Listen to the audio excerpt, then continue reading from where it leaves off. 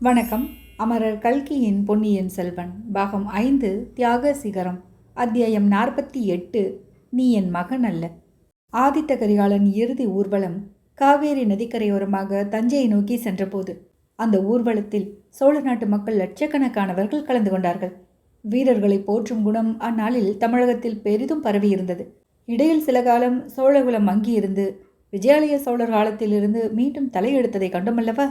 100 ஆண்டுகளாக அந்த குலத்தில் பிறந்தவர்கள் ஒவ்வொருவரும் வீரப்புகழில் ஒருவரையொருவர் மிஞ்சி கொண்டு வந்தார்கள். விஜயாலயன் மகன் ஆதித்தவர்மன் பல்லவ குலத்தின் புகழை அழித்து தொண்டை நாட்டை கைப்பற்றினான். அவனுடைய மகன் பராந்தக சக்கரவர்த்தி மதுரையும் ஈழமும் கொண்ட தென்னாடு முழுவதையும் தன் ஆட்சிக்கு உட்படுத்தினான். பராந்தக சக்கரவர்த்தியின் புதல்வர்கள் 4வரும் ஒருவரையொருவர் வீரத்தில் மிஞ்சினார்கள். அவர்களில் ஒருவன் பாண்டிய நாட்டு போரில் உயிர் துறந்தான். மூத்த மகனாகிய ராஜாதித்தனோ சமுத்திரம் போல் பொங்கி வந்த இரட்டை மண்டல கண்ணரத்தேவனின் பெரும் படையுடன் தக்கோலத்தில் போர் தொடுத்து அம்மாபெரும் சைன்யத்தை முறியடித்த பிறகு போர்க்களத்திலேயே வஞ்சனையினால் கொல்லப்பட்டு யானை மேல் துஞ்சின தேவனாயினான். கண்டராதித்தர் சிவஞான செல்வராயினும் அவரும் வீரத்தில் குறைந்தவராக இல்லை.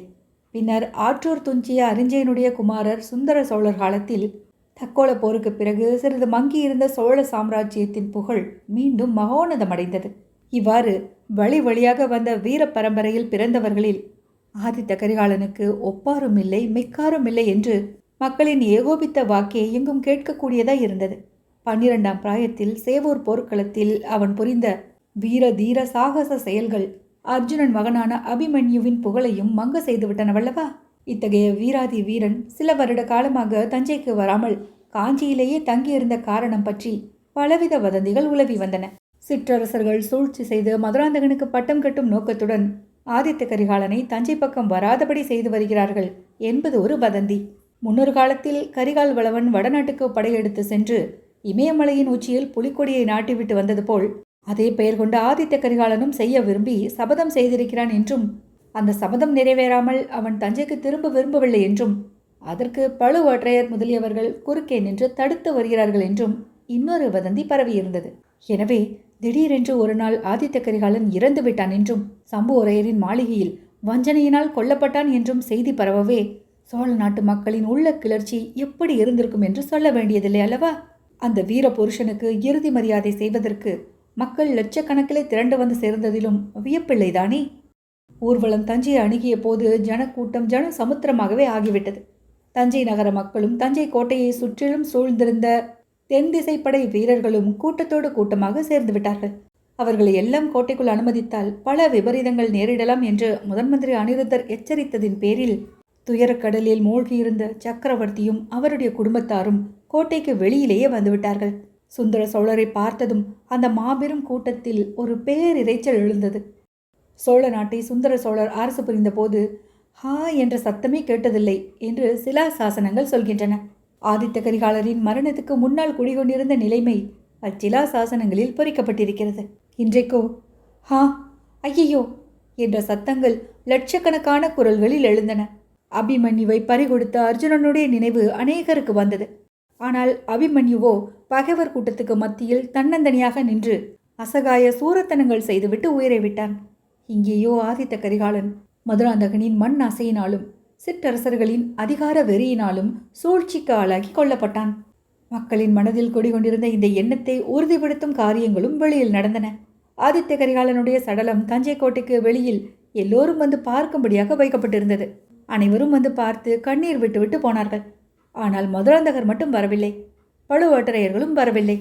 பழுவேட்டரையர்கள் தங்கள் நண்பர்களை சைன்யங்களுடன் ஒன்று சேர்த்து கொண்டிருக்கிறார்கள் என்று வதந்தி பரவவும் ஆரம்பித்திருந்தது. எனவே ஆதித்த கரிகாலருக்கு வீர மரணத்துக்குரிய முறையில் ஈமச்சடங்குகள் நடந்து சக்கரவர்த்தியின் குடும்பத்தினர் தஞ்சை கோட்டைக்குள் பிரவேசித்த பிறகும் ஜனக்கூட்டம் விரைவாக களையவில்லை. மதுராந்தகன் வீழ்க, பழுவேற்றையர்கள் வீழ்க என்ற கோஷங்கள் முதலில் லேசாக எழுந்தன. நேரமாக ஆக இந்த கோஷங்கள் பலம் பெற்று வந்தன. திடீரென்று ஜனக்கூட்டத்தில் ஒரு பகுதியினர் கோட்டை கதவுகளை இடித்து மோதி திறந்து கொண்டு தஞ்சை நகருக்குள் பிரவேசித்தார்கள். முதலில் அவர்கள் பழுவேற்றையர்களின் மாளிகைக்கு சென்றார்கள். வெளியிலே நின்று பழுவேற்றையர்கள் வீழ்க என்று சத்தமிட்டார்கள். முதன்மந்திரி அனிருத்தரின் கட்டளையின் பேரில் வேளக்கார படை வீரர்கள் ஜனங்களை கலைந்து போக செய்ய நேர்ந்தது.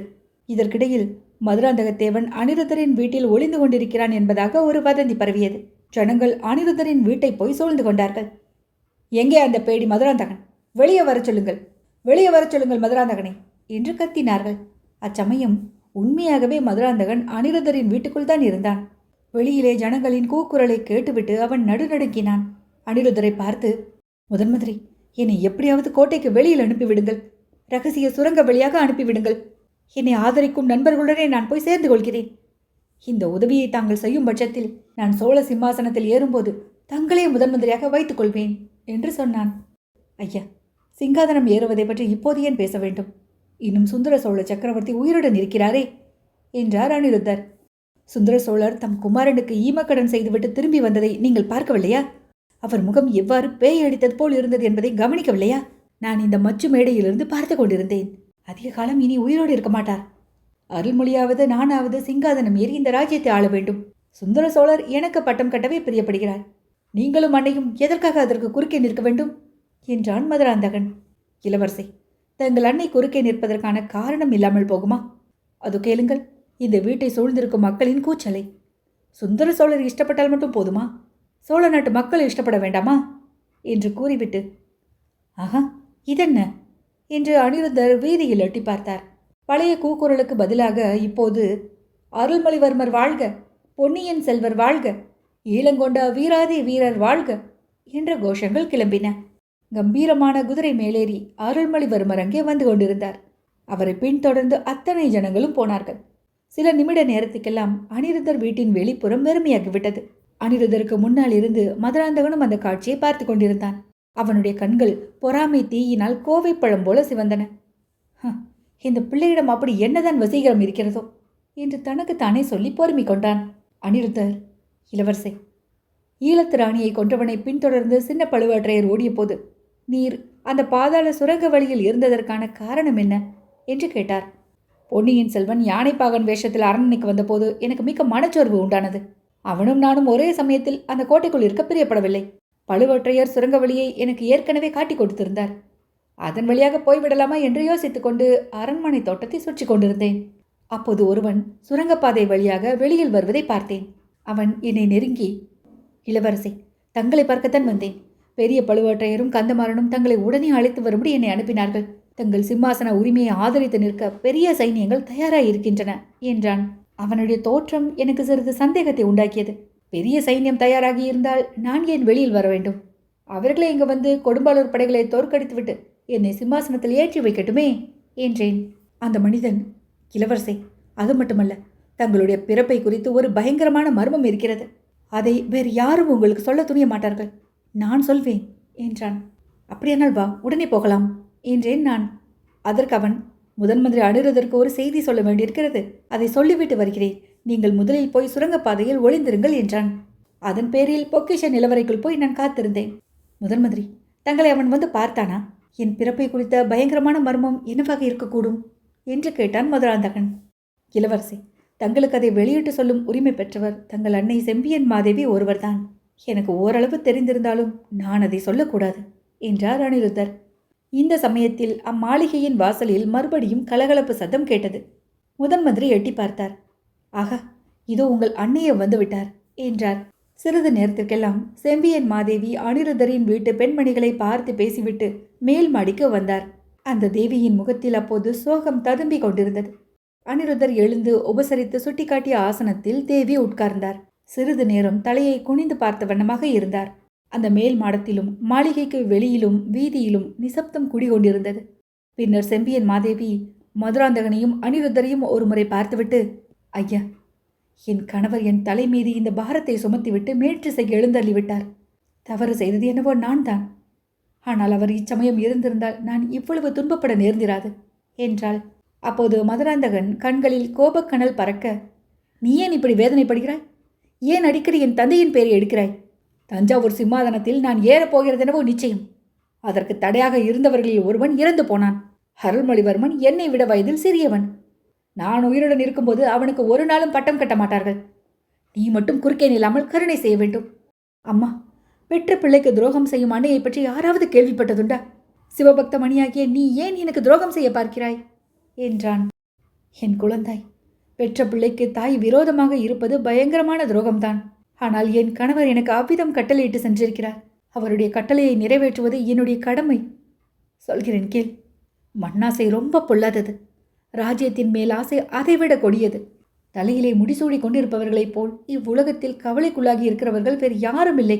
சிங்காதனத்தில் வீற்றிருப்பவர்களைப் போல் மன அமைதியின்றி சங்கடப்படுபவர்களும் வேறு யாரும் இல்லை. தலையிலே கிரீடம் வைத்துக் கொண்டிருந்த காரணத்தினால் அல்லவா வீரபாண்டியன் உயிரை விட நேர்ந்தது. பூலோக ராஜ்யத்தை காட்டிலும் எவ்வளவோ மடங்கு மேலானது சிவலோக சாம்ராஜ்யம். நாம் இந்த ஊரை விட்டே போய்விடுவோம் வா. க்ஷேத்திர தரிசனம் செய்து கொண்டு கைலேங்கிரி வரையில் போவோம். சாக்சாத் கைலாசநாதரின் கருணைக்கு பாத்திரமாவோம். கைலாச யாத்திரை போவதற்கு தங்களுக்கு தக்க பருவம்தான். எனக்கு இன்னும் பிராயமாகவில்லை. இந்த உலகத்தின் சுக துக்கங்கள் எதையும் நான் பார்க்கவில்லை. உடம்பெல்லாம் சாம்பலை பூசிக்கொண்டு சிவ சிவா என்று பைத்தியக்காரனை போல் அலைந்து திரியும்படி என்னை நீ வளர்த்து விட்டாய். அந்த பரமசிவனுடைய பெருங்கருணையினாலேயே என்னிடம் இப்போது ராஜ்யம் நெருங்கி வந்திருக்கிறது. அதை ஏன் நான் கைவிட வேண்டும் என்று கேட்டான் மதுராந்தகன். அப்பனே, உன்னை நெருங்கி வந்திருக்கும் ராஜ்யம் எத்தனையோ அபாயங்களுடன் சேர்ந்து வந்திருக்கிறது. நீ சிங்காதனம் ஏறுவதற்கு ஒரு தடை நீங்கிவிட்டது. ஆதித்த கரிகாலன் இறந்து விட்டான் என்று சொன்னாய். சற்று முன்னால் இந்த வீட்டை சுற்றி நின்று கொண்டிருந்த ஜனங்கள் கூச்சலிட்டது உன் காதில் விழவில்லையா? மதுராந்தகா, ஆதித்த கரிகாலன் இறந்ததற்கு நீயும் பழுவேற்றையர்களுமே காரணம் என்று மக்கள் நினைக்கிறார்கள்.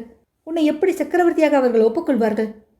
அம்மா, அதையெல்லாம் ஜனங்கள் வெகு சீக்கிரம் மறந்து விடுவார்கள். என்னை சிங்காதனத்தில் ஏற்றிவிட்டால் என்னையே சக்கரவர்த்தி என்று ஒப்புக்கொள்வார்கள். இன்னும் சொல்கிறேன் கேள். கரிகாலனுடைய மரணத்துக்கு யார் காரணம் தெரியுமா? அருள்மொழிவர்மரின் அருமை சிநேகிதன் வந்தியத்தேவன் தான். சம்போரையர் வீட்டில் கரிகாலன் செத்து கிடந்த இடத்தில் வந்தியத்தேவன் தான் இருந்தானாம். சம்போரையரையும் வந்தியத்தேவனையும் பாதாள சிறையில் போட்டிருக்கிறார்கள். தனக்கு சிம்மாதனம் கிடைக்கும் பொருட்டு தமையனை கொலை செய்ய ஏற்பாடு செய்தவன் அருள்மொழிவர்மன். இது மட்டும் ஜனங்களுக்கு தெரியட்டும். அப்புறம் பொன்னியின் செல்வன் கதி என்ன ஆகிறது என்று பார்க்கலாம். செம்பியன் மாதேவி தம் கண்களில் கனல் வீச, அட பாவி, கருணையை உருக்கொண்ட அருள்மொழியை பற்றி என்ன வார்த்தை சொல்கிறாய்? உன்னை போன்று துராசை பிடித்தவனையே அவன் கோவிலில் வைத்து கும்பிட தயாராக இருக்கிறானே, அவனை பற்றி நீ மறுபடியும் இப்படி சொன்னால் நீ எரிவாய், நரகத்துக்குத்தான் போவாய். உனக்கு இம்மையிலும் மறுமையிலும் கதிமோட்சம் கிடையாது என்றாள். இதை கேட்டதும் மதுராந்தகன் குதித்தெழுந்தான்.